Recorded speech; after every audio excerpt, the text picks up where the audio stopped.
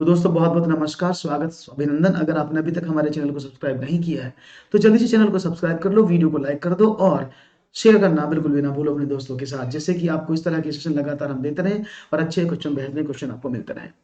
तो पहला सवाल बड़ा ही आसान है, क्वेश्चन है, ये क्वेश्चन मार्क लगा है माइनस ये इज इक्वल टू, ये बहुत ही आसान सवाल है। क्वेश्चन आपके सामने है, क्वेश्चन मार्क माइनस 2,39,36,248 बराबर 6,35,773 का वैल्यू कितना है। बहुत ही सिंपल सवाल है।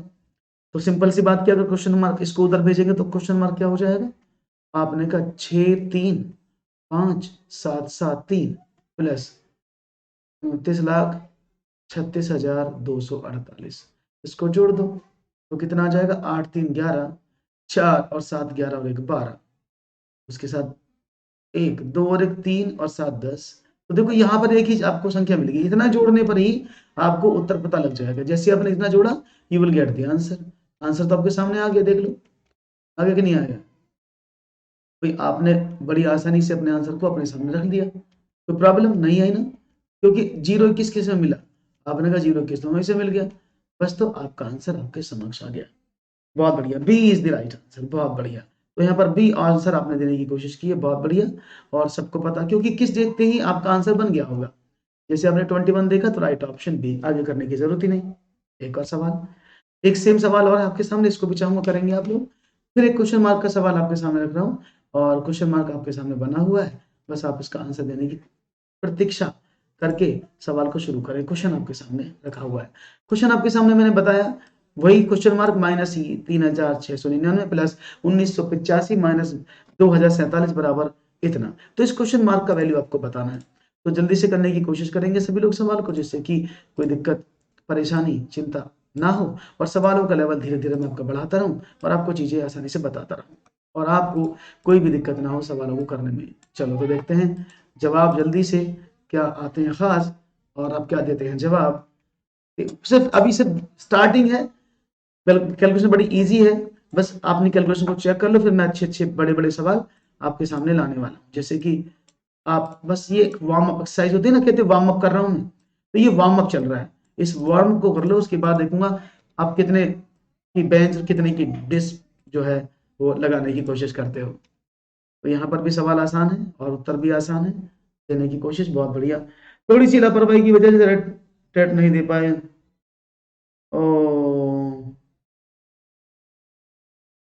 ओ माय गॉड पंकज जी, ये तो बहुत गलत हुआ। I can understand your pain, ये तो बहुत गलत हुआ, थोड़ी सी लापरवाही और आपको बहुत अच्छे रिजल्ट से चूक गई, क्योंकि जो भी कल का पेपर था वो बहुत ही अच्छा रिजल्ट था उसका, क्योंकि सब पढ़ा हुआ आया था, कुछ भी बाहर नहीं था।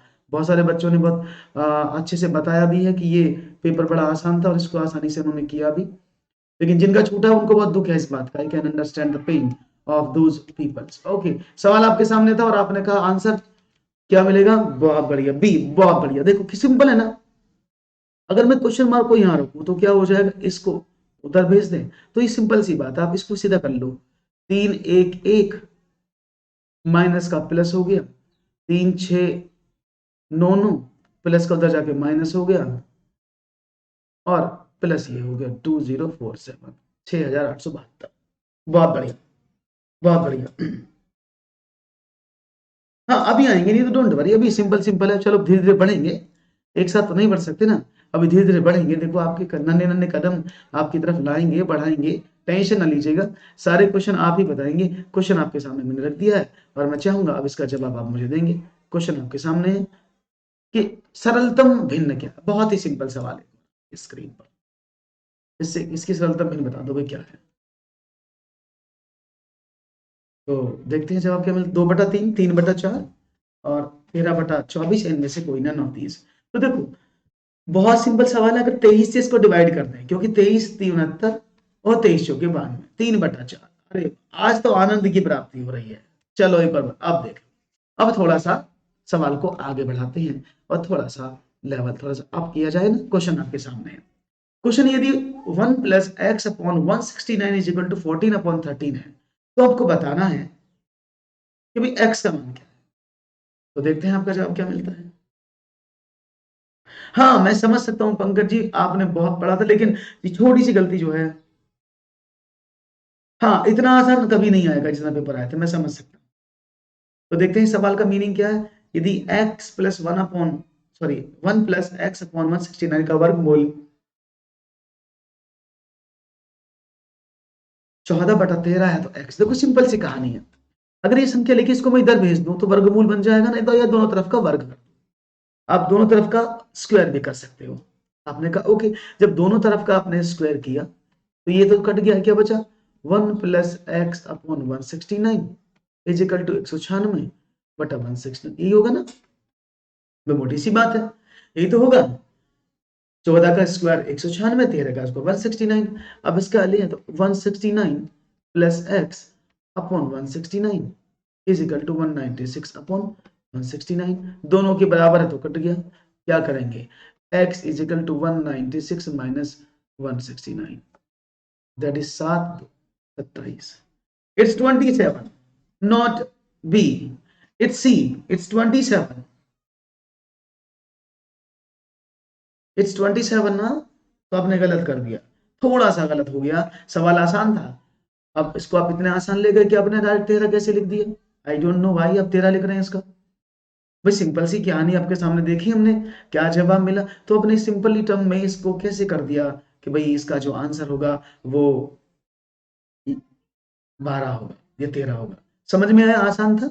दोनों तरफ का हमने स्क्वायर कर दिया है, जब स्क्वायर किया तो यहाँ से वर्गमूल हट गया, यहाँ पर वर्ग हो गया, तो जो वर्ग हुआ था इसका 196, 169, 169 एलसीएम लिया तो आपके सामने आंसर मिला 27। Is it clear? बहुत ही आसान था, आपने थोड़ी सी गड़बड़ कर दी। चलो एक बार बताओ, 12/7 का वर्गमूल बताओ, यानी 12/7 ये पावर है 3, इसका आंसर आपको बताना है, ठीक है ना। तो इसकी पावर, ये क्यूब पावर है इसकी, क्यूब है। तो देखते हैं जवाब क्या मिलता है। मैंने आपको बताया तो बहुत ही आसान है ना, क्योंकि करनी क्या कहती है, 12 का क्यूब और घातांक क्या कहता है 7 का क्यूब। तो 12 का क्यूब कितना होता है 1728, और 7 का 343। अब देखो 12 का क्यूब निकालना बताता हूँ कैसे निकालते हैं, बड़ा आसान है। देखो आपको 9 तक के 10 तक के क्यूब तो आसानी से याद होते हैं, 11 का भी हो जाता है, लेकिन 12 13 14 फिर 18 19 के क्यूब याद नहीं कर पाते। तो कैसे करते हैं उसका क्यूब, देखो ऐसे करते हैं, अगर कोई संख्या 1 से स्टार्ट होती है ना, 1 2, तो उसका स्क्वायर उसका क्यूब, पहला और आखिरी टर्म छोड़ दो और उसका डबल लिख दो, बस हो गया सवाल। 8 2 7 1।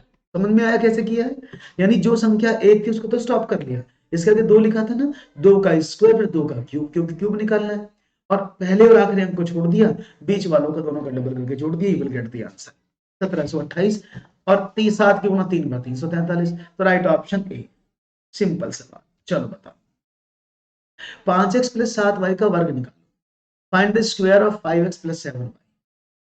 तो देखते हैं 25x square plus 70xy plus 49y square 24।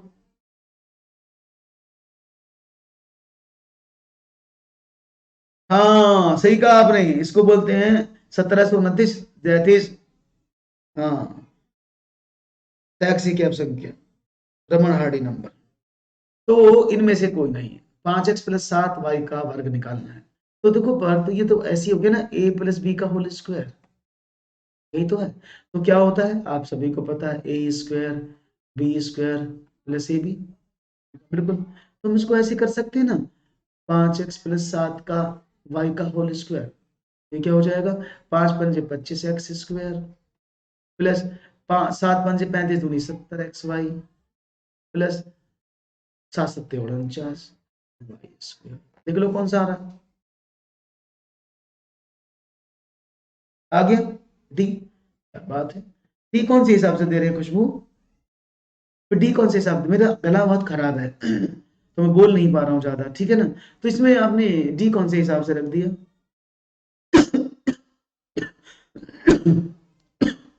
25x² 70xy 49y², साफ साफ लिखा है ए इसका आंसर है ना। कितना आसान सवाल था। ऐसे छोटे छोटे बीजगणित के सवाल आएंगे आपको, मैं बीजगणित को भी लेके चलूंगा एक और सवाल। दो क्रमागत संख्याओं के वर्गों का योग। ये सवाल पेपर में आया था इस तरह, है ना, आपने देखा भी होगा, इस तरह का पेपर में क्वेश्चन था और कल हमने उसको सॉल्व भी कराया था। बस वहां पर अंतर था, यहाँ पर योग दिया है।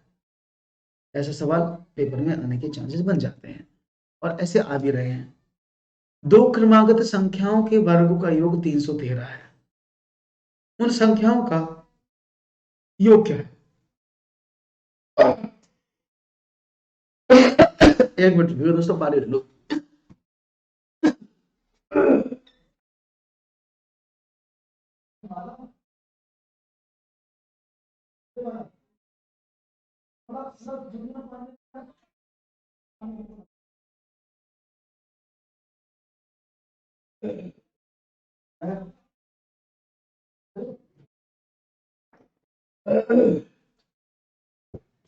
चलिए, हाँ जी, तो देखते हैं जवाब क्या मिलता है। दो क्रमागत संख्या, जब दो लगातार संख्याएं होती है, हमने माना अगर पहली संख्या ए है तो दूसरी वाली a+1 होगी, क्योंकि क्रमागत संख्याओं में एक का अंतर होता है। अगर वो सम और विषम बोलता दो दो का अंतर हो जाता, तो उसने बोला एक का अंतर है, कोई प्रॉब्लम नहीं है। उनके वर्गों का अगर इनको वर्ग कर दें और इनका योग कर दें तो 313 आना चाहिए, यानी a² plus a² plus 1 plus 2a बराबर 313। ये होगा ना? मैंने कहा बिल्कुल यही होगा। तो कर लेते हैं। तो कितना हुआ? 2a² plus 2a is equal to 313 minus का एक, इसको उधर ले आए तो 2a² प्लस 2a बराबर 312। दो से डिवाइड कर दो तो a² प्लस a बराबर 156। सी। हेलो अर्पित, कैसे हैं आप? तो आपने कहा 156, दो एकम दो, दो पंजे 10, दो छक्का 12, इसको इधर ले आओ तो a² प्लस a माइनस का 156। अब 156 को आपको ऐसे दो फैक्टर करने जिनको घटाने पर एक आ जाए, क्योंकि इसमें एक है ना। अब देखो कोई ऐसी संख्या है जिसको घटाने पर एक आ जाए? जी, कोई भी संख्या आपको दिख रही हो ऐसी जिसको दोनों को मल्टीप्लाई करें तो 156 आए और घटाने पर जो है आपको मिल जाए एक, तो ऐसी कोई संख्या आपके दिमाग में हो तो बताएं, नहीं तो फिर हम बैठे हैं बताने के लिए। जी, कमेंट में आपका इंतजार है।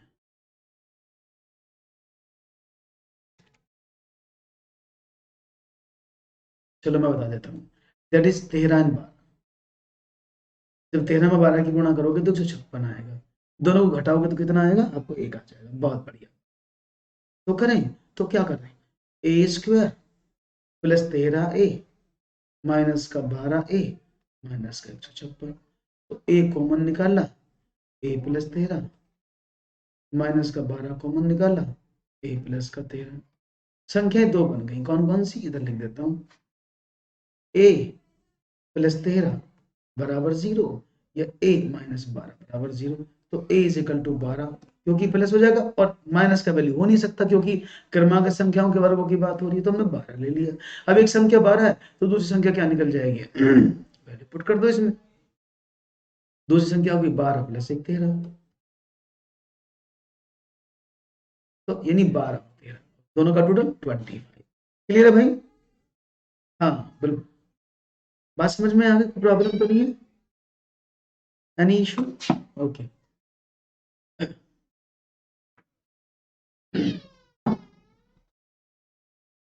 ओके, क्लियर है, कोई प्रॉब्लम नहीं। आगे बढ़िए।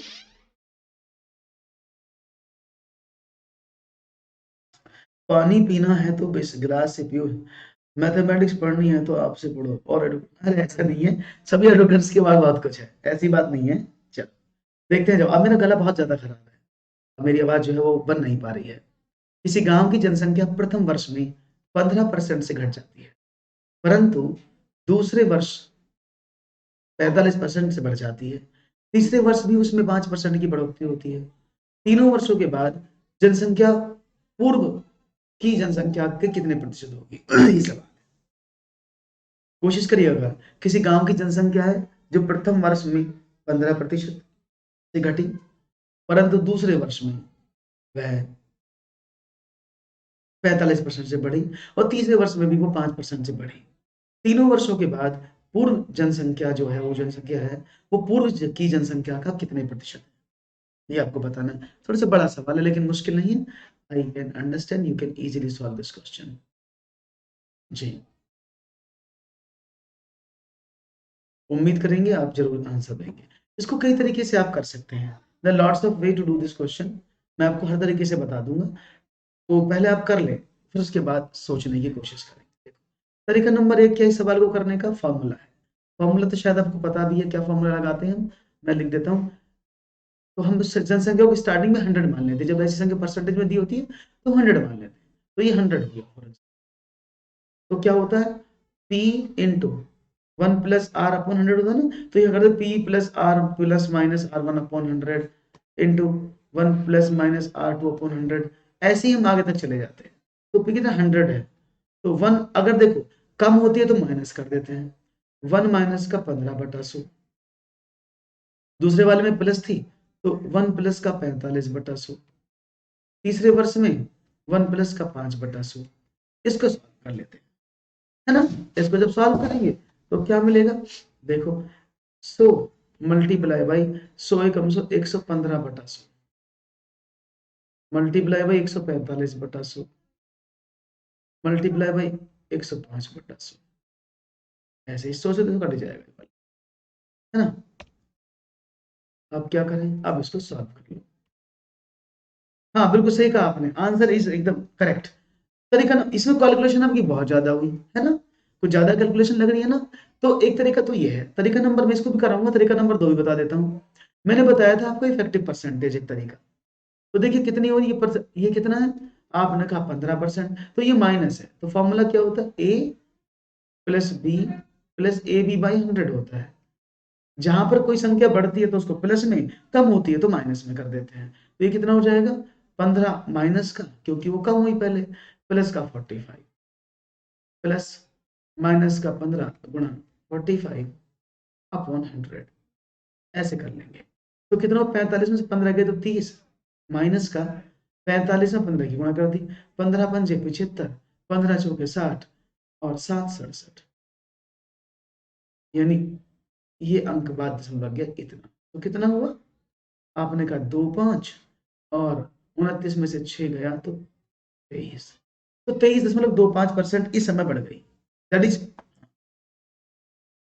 3 साल तो पूछ रहा है, 3 साल का तो बता रहे हैं, तो इसमें 2 सालों में जनसंख्या में इतनी बढ़ोतरी। अब एक और दिया हुआ उसने, उसको भी ले लो, ये 5%, अब इसके साथ लगा दो, ये भी प्लस है वो भी प्लस है, तो क्या होगा 23.25 प्लस 5 प्लस 23.25 गुणा 5/100, तो कितना हुआ 28.25, तो ये हो गया। अब इसको देखते हैं, जब इसकी गुणा हुई तो कितना हुआ, 5 पंजे 25, यहाँ लिख देता हूँ, 5 पंजे 25, 5 दूनी 10 और 2 12, हासिल लगा 1, 5 दिए 15 और 1 16, 5 दूनी 10 और 1 11, तो 1 2 अंक बाद दशमलव था और 2, तो ये और आ गया इतना, ठीक है। तो कितना हुआ, ये हो गया भैया 1.1625, सबको जोड़ दें 29.4, ठीक है ना। ऐसे कर सकते हैं आराम से, कोई प्रॉब्लम तो नहीं है किसी को, हो तो मुझे बता दो भाई, ऐसे में कोई प्रॉब्लम हो तो बताओ। अब जोड़ दें इसको, तो क्या करें, आपने जोड़ दिया, 5 ऐसी आया, 2 भी ऐसी आया, 5 और 6 11, 3 और 1 4, 29, तो कितना हुआ 2941।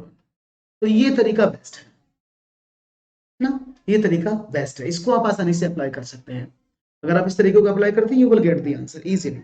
अदरवाइज आपको मैंने जो तरीका बताया आप उसको भी कर सकते हैं, कि भाई यहाँ पर 100 था, 100 गुणा 1 माइनस का हुआ 15/100, आप सबकी गुणा कर दो, ये भी सही है, लेकिन थोड़ा सा कैलकुलेशन थोड़ा लंबा पड़ जाता है। आने को जब छोटा करोगे तो इसको भी कर लोगे, ऐसी बात नहीं कि ये नहीं होगा। तो चॉइस आपकी, ये इफेक्टिव परसेंटेज है। मैंने दोनों तरीके आपको बता दिए, जो आपको अच्छा लगे आप उसको अप्लाई कर सकते हैं, ठीक है ना। अब कितना हुआ, अब देखो ये कितना, अब इतना बढ़ गया 29.41, यही आंसर था। ठीक है ना, आंसर सी है। एक और सवाल, मैंने कहा ना आगे थोड़े से सवाल बड़े बढ़ाऊंगा, मोटे मोटे सवाल आएंगे, तो अब देखते रहिएगा। एक और सवाल, 80 की पावर 3/4 का मान बताओ क्या है। 80 टू दी पावर 3/4 का वैल्यू क्या होगा? तो देखते हैं आपका जवाब। जी 81 है।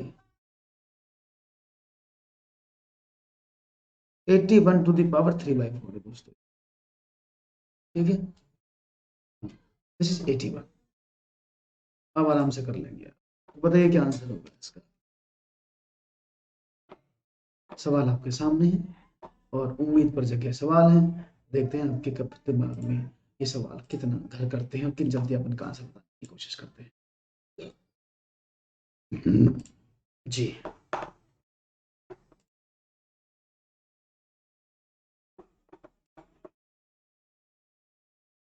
सवाल तो आपके सामने रखे हुए हैं, बस प्रतीक्षा आपके जवाबों की है। आप जैसे जवाब देंगे वैसे वैसे हम सवालों को शुरू करें।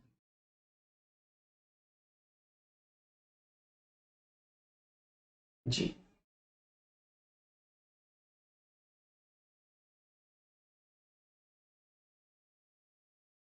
81 की पावर 3/4, बड़ा आसान जवाब दे दिया आपने। देखो 81 की हम बात करते हैं, 81 की पावर 3/4 था, तो 81 के फैक्टर कर लें तो 3 3 9 3 27 3 81 की पावर 3/4, यानी क्या कर दे, 3 की पावर 4 की पावर 3/4, और पावर की पावर तो मल्टीप्लाई होती है, तो 3 की पावर 4 गुना 3/4, 4 से 4 कट गया, तो 3 की पावर 3, और वो क्या होता है 27।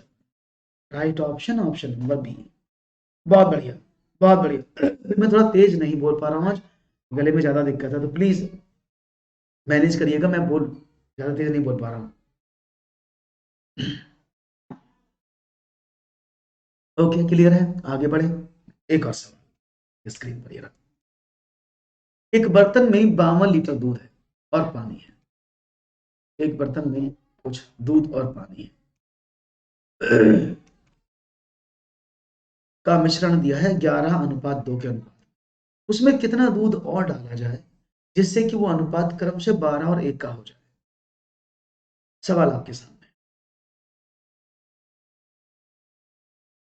जी सर, हाँ, बस अब रेस्ट कहाँ रखा है जीवन में, हम जैसे लोगों के जीवन में रेस्ट कहाँ है, शिक्षक के जीवन में रेस्ट नहीं, वो तो बना ही इसलिए है कि बस वो कर सके। हाँ अखिलेश, थोड़ा सा पढ़ा के रेस्ट कर लूंगा, अब ज्यादा देर नहीं पढ़ा पाऊंगा आज, क्योंकि तबीयत थोड़ा सा मेरा सही नहीं है। एक बर्तन में 52 लीटर दूध और पानी का मिश्रण 11:2 के अनुपात में है, उसमें कितना दूध और डाल दिया जाए जिससे उसका अनुपात क्रमशः 12 और 1 हो जाए। तो देखते हैं जवाब क्या मिलता है। A vessel contain a mixture of 52 liters milk and water in the ratio of 11:2. How much more milk should be added to it show that its ratio becomes 12:1 respectively? तो देखते हैं जवाब क्या मिलता है। तो समझते हैं, देखो कहानी तो ये थी, ये 52 लीटर है, इसमें अनुपात क्या था 11 और 2, तो 11:2 और 2 अनुपात, इन दोनों का अनुपात था, 11 अनुपात में मिल्क था और पानी था 2 अनुपात में। अगर मैं इस टोटल को देखूं तो कितना हो गया, 52 में 11 तो 13 का डिवाइड करो तो 1 अनुपात का वैल्यू 4, तो 44 लीटर तो इसमें मिल्क है और 8 लीटर इसमें पानी है। ये बात समझ में आ गई। उसने कहा इसमें कितना दूध और डाला जाए, यानी ये मिक्स दूध की बात कर रहे हैं, कितना मिल्क और मिलाया जाए कि ये जो अनुपात है ना वो 12 और 1 का हो जाए, यानी अनुपात क्या हो जाए 12 और 1 का हो जाए। अगर देखो इसमें 12 1 का अनुपात की बनाने की बात कर रहे हो, तो देखो यहाँ पर 8 6 48, अगर इसकी बात करते तो भाई 8 तो 1 के बराबर हुआ, इसी इसमें तो चेंज नहीं है। जब 1 अनुपात 8 के बराबर है तो भाई 12 अनुपात किसके बराबर होना चाहिए, खुद देखो। अगर भाई पानी तो नहीं बदला, पानी तो उतना ही है, तो 1 अनुपात का वैल्यू पानी का तो 8 लीटर के बराबर हो गया। तो उसने बोला है कि 12 अनुपात बनाना, तो 12 अनुपात के बराबर क्या हो जाएगा, आपने कहा 12 × 8, 12 8 96, तो 96 लीटर टोटल दूध चाहिए, 44 पहले से उसमें अवेलेबल है, तो कितना होना चाहिए 2, 52 लीटर उसमें दूध मिलना चाहिए। तरीका नंबर 1 तो ये था, जो बिल्कुल हाँ कॉन्सेप्चुलाइज है, इसको आप आसानी से कर सकते हैं, है ना। चलो, तो यानी अब जो है आपके पास टोटल जो मिल्क मिला वो इतना मिला, यहाँ तक कोई दिक्कत तो नहीं है, तो 52 लीटर दूध उसमें मिलाना पड़ेगा, that is the best way. Otherwise आप दूध की मात्रा ऐसे भी निकाल, जैसे मैंने बताया आपको, टोटल पता लगा, तो प्रॉब्लम तो नहीं किसी को। अब इसको ऐसे भी कर सकते थे, यहाँ तक करने के बाद जैसे मैंने आपको बताया, इसके आगे आप ऐसे भी कर सकते थे कि भाई आपको सवाल तो दिया हुआ है, कोई प्रॉब्लम नहीं है, ये तो मैंने 44 निकाला, तो अगर हम बात करते हैं कितना मिलाया जाए, तो हमने कहा 44 लीटर में कितना दूध मिलाया जाए, ये तो करा, 44 लीटर में कितना दूध मिलाया जाए, क्या हो जाए कि भैया 8 क्यों, क्योंकि पानी पहला वाला पुराना वाला क्वांटिटी है, तो पानी में तो कुछ मिलाना नहीं है, कि अनुपात कितना हो जाए, 12:1 हो जाए। तो आप इसको ऐसे भी कर सकते थे, चॉइस आपकी है ना। मतलब उसमें कितना और मिलाया जाए, कितना दूध डाला जाए, तो 96 लीटर टोटल दूध का क्वांटिटी हो ना, तो 96 में से 44 पहले से अवेलेबल था, तो अब इसकी गुणा ऐसे कर दो, तब भी वही जो मैंने बताया। सिंपल तरीका ये है कि भाई पानी में बदलाव नहीं हुआ, पानी 8 था, उसका अनुपात 1 बनाना था, तो यानी 1 अनुपात का वैल्यू 8 के बराबर है, तो भाई 96 अनुपात किसके बराबर होंगे, आपने बोला बिल्कुल, तो वो 96 के बराबर होंगे, और आपने उसका आंसर निकाल लिया आराम से। क्लियर है, बहुत समझ में बात आई, वेरी गुड। आगे बढ़ते हैं क्वेश्चन। 8 छात्रों का वजन क्रमशः 65 kilogram, 72 kilogram, 78 kilogram, 75 kilogram, 56 kilogram और 82 किलोग्राम, 42 किलोग्राम और 60 किलोग्राम है। सभी छात्रों का औसत वजन कितना है, और ये औसत वजन निकालना कल बहुत ज्यादा पूछा गया था।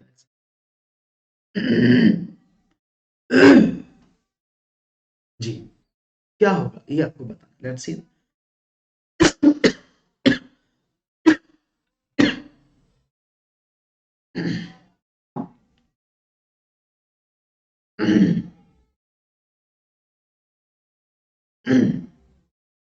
तो क्या होता है औसत, औसत होता है कुल संख्याओं का योग, सबको जोड़ दिया, 68 plus 72 plus 78 plus 75 plus 56 plus 82 plus 42 plus 60, और 8 का डिवाइड कर दिया इसमें, ये तो मतलब था औसत का। औसत क्या होता है, कुल योग बटे कुल संख्या, तो कुल योग करें कितना होगा, 8 और 2 10, 8 18 7 25 6 31 और 2 33 और 4 35 का 5 कहाँ से लगे 3, 6 और 3 9 और 4 13, 8 21 और 5 26, 26 7 33 7 40 47 और 76, ये आएगा ना 535 में 8 का डिवाइड कर दो, तो 8 6 48, बच्चे कितने 5 55, 8 7 56, बच्चे कितने 1 2 5। चलिए भैया कोई प्रॉब्लम हो तो बता।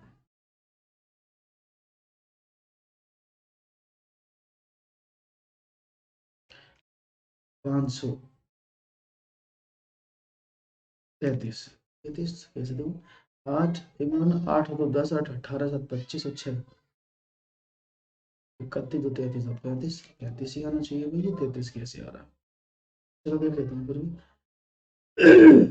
8 6 48,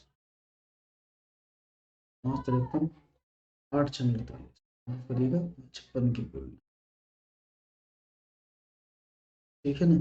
चलो, बात समझ में आ गई, कोई प्रॉब्लम तो नहीं भी किसी को, यहाँ तक हो तो प्रॉब्लम हो तो मुझे बता दो। तो आसानी से आपने सवाल का आंसर दे दिया है, और मैं जब चाहता हूँ 66 इसमें मिल ले रहा कोई आंसर, जोड़ना एक बार फिर से जोड़ो जरा, जोड़ने में तो गलती नहीं हुई है, जोड़ तो ठीक है, 68 प्लस 72 140 प्लस 78, ये हो गया 218 प्लस 75, ये हो गया 293 प्लस 56, 349 प्लस 82, ये हो गया 431 प्लस 102, 33 है भैया, माफ करना। सीटेड 16 दिसंबर 2021 का सॉल्यूशन, ओके बता देंगे, बता देंगे। अच्छा, तो मैंने 5 लिख दिया, माफ़ करना। दोस्तों मेरी तबीयत थोड़ी सही नहीं है। मैं जो है ना इसको कल पढ़ूँगा। 66.625। ओके, मैं आपको कल पढ़ाऊँगा क्योंकि कंसंट्रेट नहीं हो पा रहा है। हाँ, ठीक है, क्या क्वेश्चन कल करा देंगे। ठीक है, कल करा देंगे 2016 का, डोंट वरी। ओके। हाँ, ओके, करा देंगे। वो पेपर मुझे भेज देना, क्या क्वेश्चन, ठीक है ना? जो 16 दिसंबर 2021 को हुआ, उसका मुझे भेज दीजिएगा पीडीएफ। ओके, चलो तो बाय बाय। अब ध्यान रखिएगा अपना। आज के लिए इतना ही। मैं बोल नहीं पा रहा हूँ, नहीं कंसंट्रेट कर पा रहा हूँ आज सही से। दवाई लेता हूँ, उसके बाद बात करूँगा, फिर क्लास लेंगे। ओके, चलिए तो ध्यान रखिएगा अपना। Thank you very much for joining. Have a nice day. Bye bye.